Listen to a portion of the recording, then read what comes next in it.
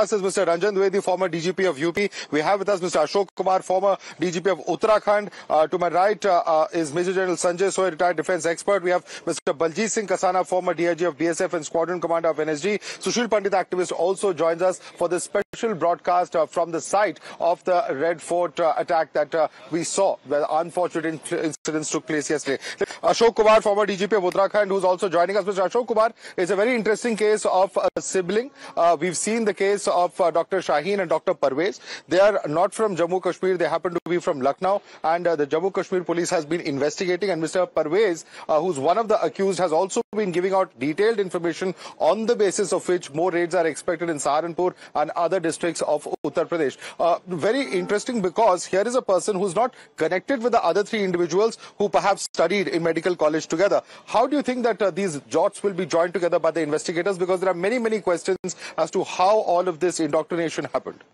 See, firstly, it appears to be a very big module. It is not as simple as it looks to be, because the planning was far bigger. They would have maybe detonated and carried out blasts in many cities at the same time. The volume of explosives speaks. There could possibly be serial blasts. Yes, it could be serial blasts. Okay. That is the plan. That is the plan from their handlers from across the border. This is what I believe. So, just thinking that just one group of terrorists living in Kashmir only may be there, because the first time after 11 years they have come out to Interland. In last 11 years they were confined to Kashmir only, or maximum Punjab. So, this time this was a very big plan. And I believe that there will be far more number of terrorists, far more, this module is going to be very big. And Mr. Umar has carried it out because he feared nabbing. That police will catch him and then take out many things out of him. So his handlers only would have told him, you do whatever you can, otherwise you...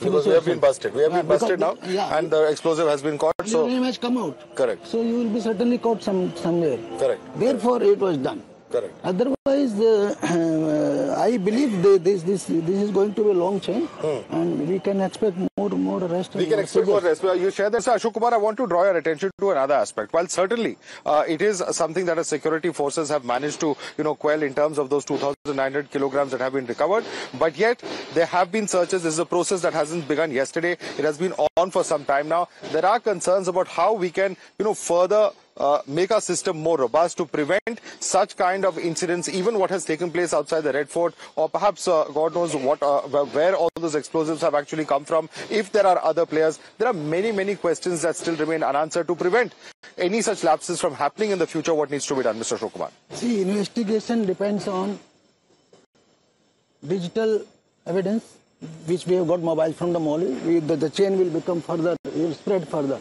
It depends on CCTV footage. It depends on personal investigation, personal interrogation.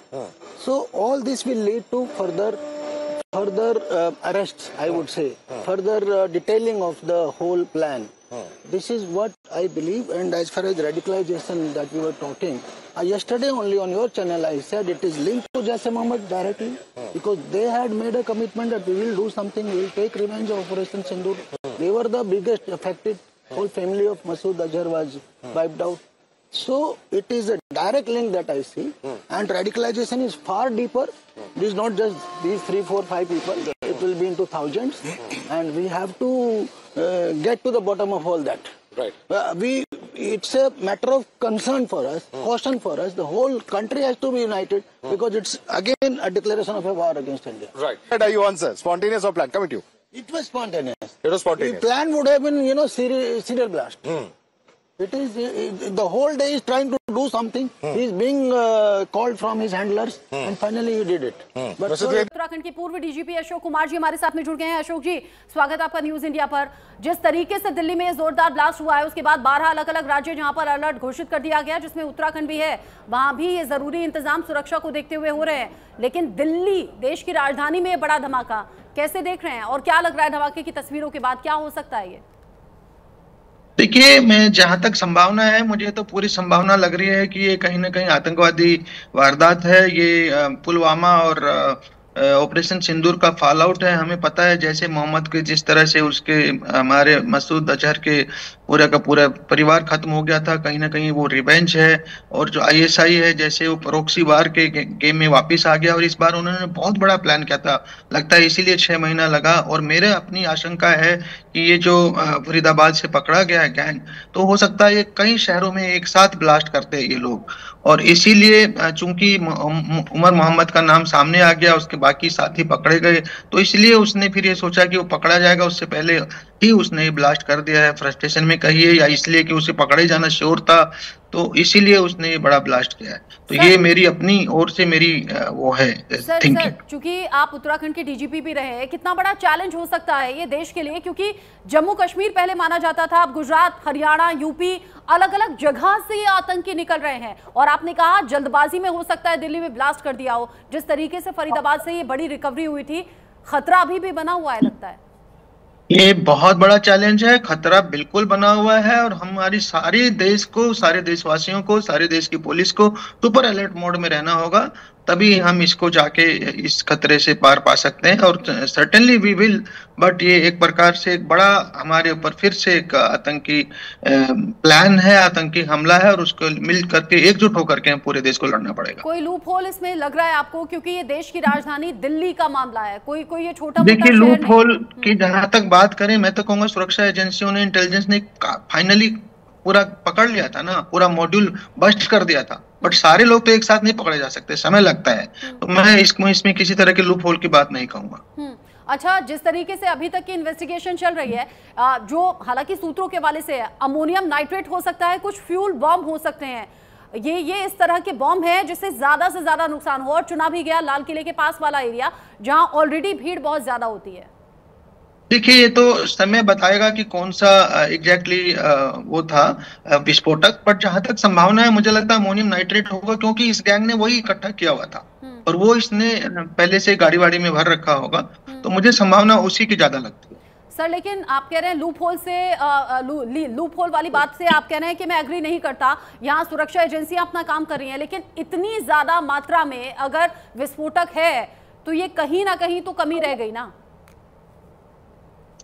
मैं देखिए police officer होने के नाते आपको बता दूं, ammonium nitrate बाकी और बहुत जगह पे भी ब्लास्ट में भी यूज किया जाता है, जो रोड्स वगैरह में, तो इसलिए ये नहीं कहा जा सकता कि ये इसको मतलब उस तरह से एग्जैक्टली आप लूप होल की लैंग्वेज में यूज करें।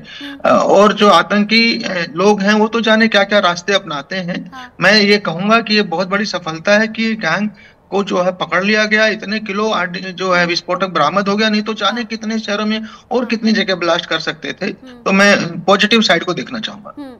आपको क्या लग रहा है अभी कौन कौन से राज्य इस खतरे के दायरे में आते हुए नजर आ रहे हैं? हालांकि इंतजाम अभी उत्तराखंड में भी है सेफ्टी सिक्योरिटी के।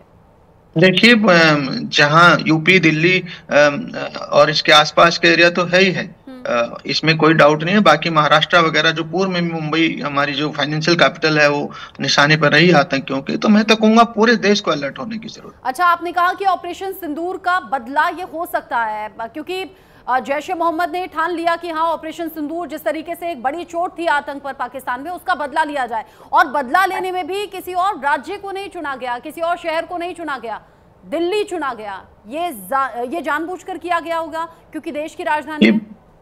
बिल्कुल पॉसिबल है, बड़ा मैसेज देने के लिए, पर मुझे लगता है ये कई जगह पे एक साथ प्लान होना था। ये तो इसने फ्रस्ट्रेशन में किया है उमर ने, ये मुझे ऐसी संभावना लगती है। Thank you so much, thank you please.